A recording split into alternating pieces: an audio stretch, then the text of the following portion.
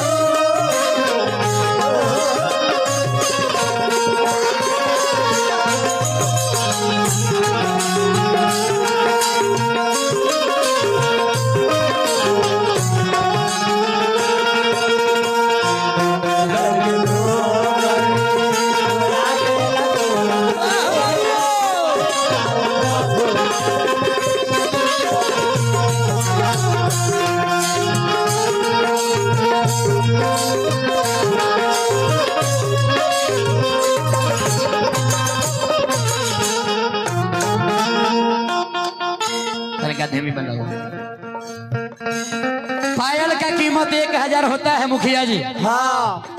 एक बिंदी का कीमत 1 रुपया होता है। हाँ। बट फर्क यही है तबला के लेवल कि जो 1000 कीमत है पायल का उसके पैरों में पाँव में पहनी जाती है। हाँ। तबला का लेवल बढ़ावा। बिंदी का कीमत 1 रुपया है बट माथे पर सजाई जाती है। हाँ। इसलिए कीमत नहीं कृत्य मायने रखता है। तबला का बढ़ाइए लेवल। अहीर के बेटा तो पूछा जाता है हाँ। भाई कहीं दूध में पानी तो नहीं मिलाया। लेकिन एक शराब पीने वाला व्यक्ति स्वयं शराब में पानी मिला मिला कर पीता है। सही बात। इतिहास गवाह है कि आज तक नमक में कभी कीड़े नहीं पड़े हैं। नहीं। मीठे में तो अक्सर कीड़े पड़ जाते हैं। हाँ। सच्चाई बात ये है बबुआ जी। हाँ। कि नमक की तरह कड़वा पानी बोलने वाला ही सच्चा मित्र हो सकता है। हाँ। मीठी बात बोलने वाला तो चापलूसी भी कर सकते हैं। सही बात सही बात।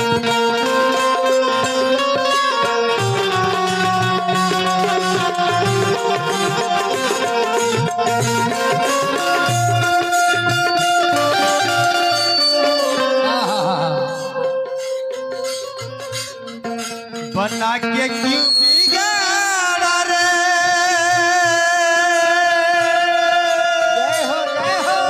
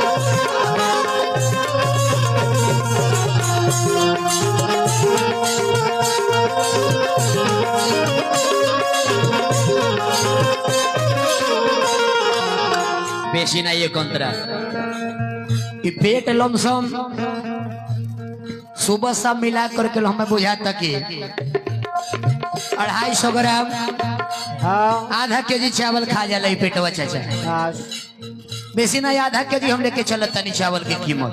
खूब कई बताओ लेकिन आज तक की पेटवा कभी भरपूर भरल ना है। ना ना पेटवे के खातिर कोई भाई भाई के मार देवता, सही बात पेटवे के खातिर एक दूसरा के लोग मर्डर करते रहल बा। पेट ऐसा पापी कोई चीज नहीं है नाल के बेस उठा दिया जाए। कहे के भाव अनुज भैया बॉक्स में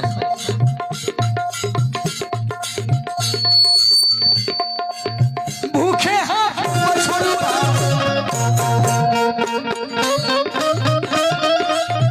जो तो बात खेती हो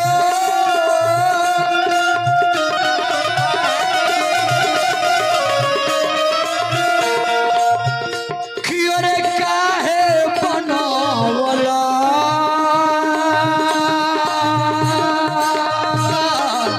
विधाता ही पेट हो।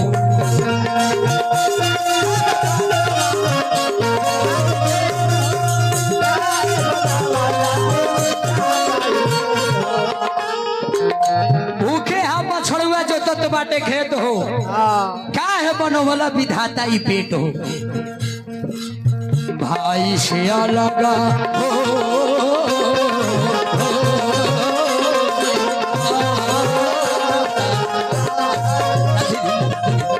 पहले बेस के लेवल जगाइए।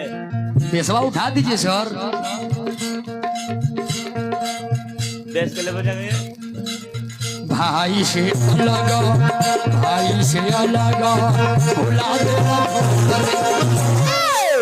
चल चले के अनुज भैया कि अरे भाई से अलग कि अरे करा देना